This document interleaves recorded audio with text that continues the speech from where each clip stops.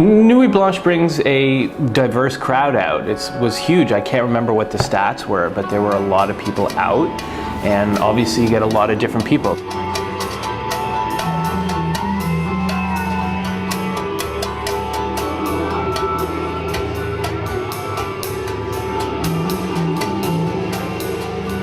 It's an amalgamation of sound and light. It's insanely packed in there, you can't get in, but the beauty part is you can hear everything and you can see it from the outer corridors, so you get a little hint, a little taste of what the actual art is about. And that's the beauty of Nuit Blanche. When you get to go to the exhibits, you get to taste all of the culture and the essence and the being of everything that is Toronto. This event in particular for Nuit Blanche was, I thought, was a huge success.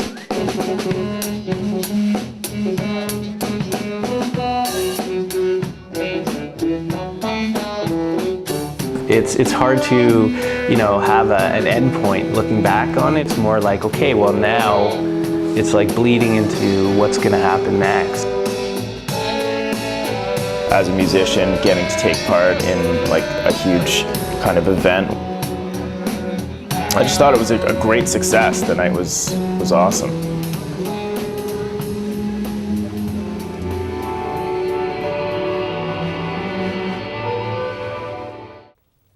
Thanks, Tomasz. And if you're interested in Nuit Blanche, check out their website at scotiabanknuitblanche.ca. There's a new alternative cinema theater open in Toronto, and because we're in broadcasting and film, we had to go check it out.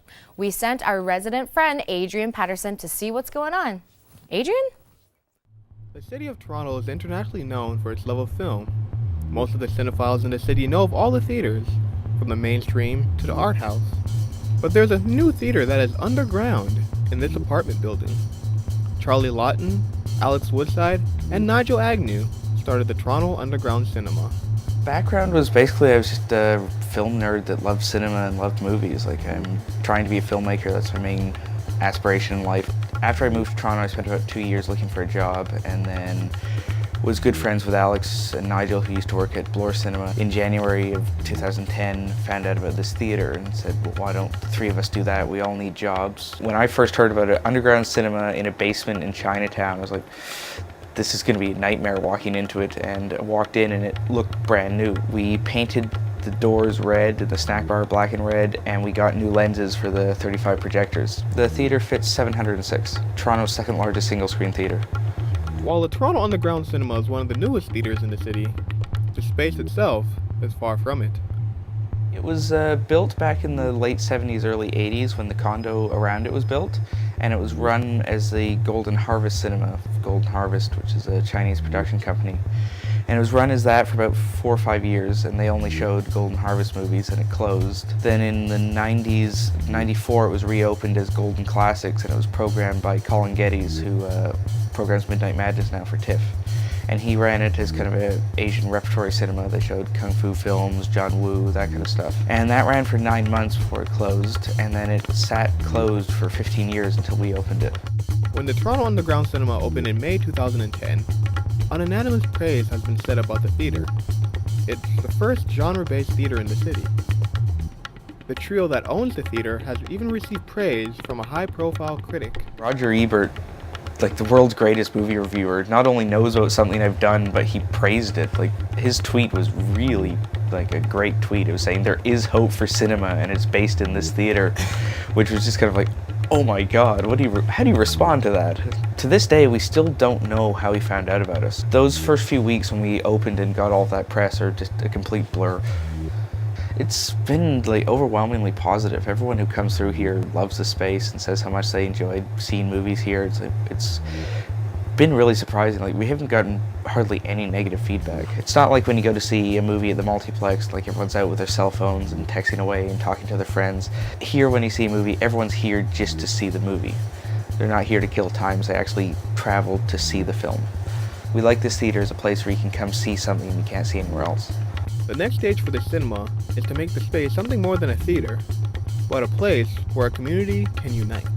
I was walking by and I saw the sign. I came in and I asked them what this place was all about. The space itself, as you can see, is just amazing. Immediately my mind started going crazy. I started getting all these great ideas that we could do here, and And I know the owners themselves are people who really want to break the mold. They really want to do something outside of the box and use the space for something that's new to Toronto, that's going to make it more exciting again. Queen and Spadina, the location right there is probably the best location you can ask for. It's brilliantly positioned. Back to the fact that it was 10 years, it's been here for 10 years, I can't believe someone hasn't grabbed this space for that long. While there are now busy men as film exhibitors, none of them, as Charlie Lawton states, has lost their love for the magic of film. I'm just a kid who really loves movies, basically. This is Adrian Patterson for The Journal. A piece about the cinema done in a very cinematic fashion. Thanks, Michael Bay. Adrian Patterson. Michael Bay. Skateboarding. Even decades after its advent, it is still misunderstood. Skateboarders are often thought of as ruffians, hooligans who are out just to disturb the peace. Thankfully, we have Keaton Evans here to explore the misconceptions that people have about skateboarding and expose the reality of this very popular sport.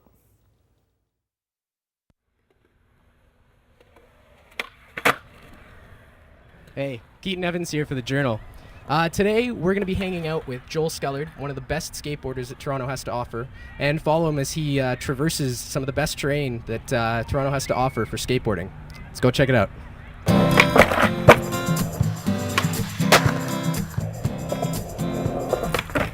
My name's Joel Scullard, and I've been skateboarding for almost 10 years now. Yeah, well, we're at one of my favorite places now. This is the East York Skate Park. It's always good to skate, and then we're probably going to go over to the Hammer Skate Shop and good old Ashbridge's skate park.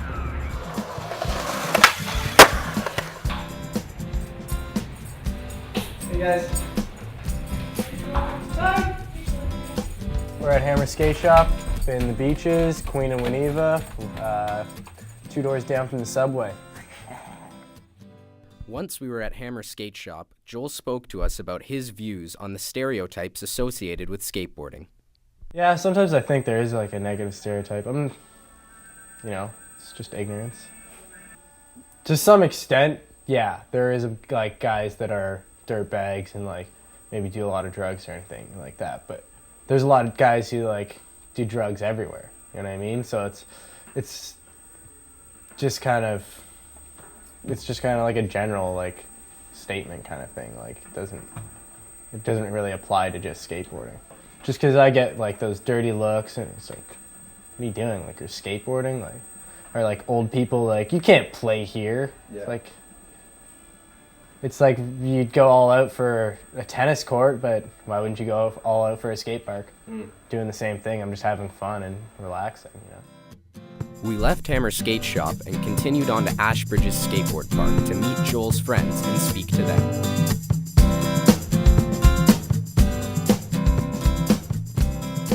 Hey guys, we just got to Ashbridge's skate park. A couple people showed up. My buddy Trevor, my buddy Graham, so we're ready to skate.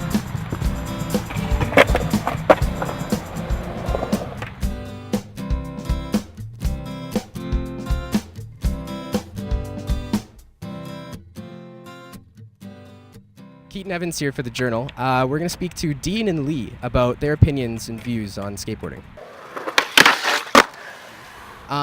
What are some of the stereotypes, either negative or positive, that you've heard about skateboarders? Negative stereotypes, I guess, would be with skateboarders is a lot of people associate skateboarders with drugs, loud music, graffiti. So, have you guys had any personal experiences with skateboarding? Do you have any family members or friends maybe that ever skateboarded? Have you been able to maybe take a view into skateboarding through that?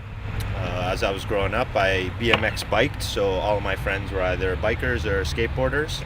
I just found that when growing up that we didn't have enough areas like this to utilize and keep us from going out on the streets, from parks and other places that didn't want us there. Well, actually, I know a number of kids who skateboard, and maybe that's why I don't have stereotypes, because I actually knew nice kids who skateboarded. We're here actually working with our dogs because they're afraid of skateboarders, and everyone's nice enough to take care and lift their skateboard, come and help us out and work with the dogs and animals. And it's just amazing because you'd think, like you said, the stereotypes that come from them, they're a little more rigid, a little more hard.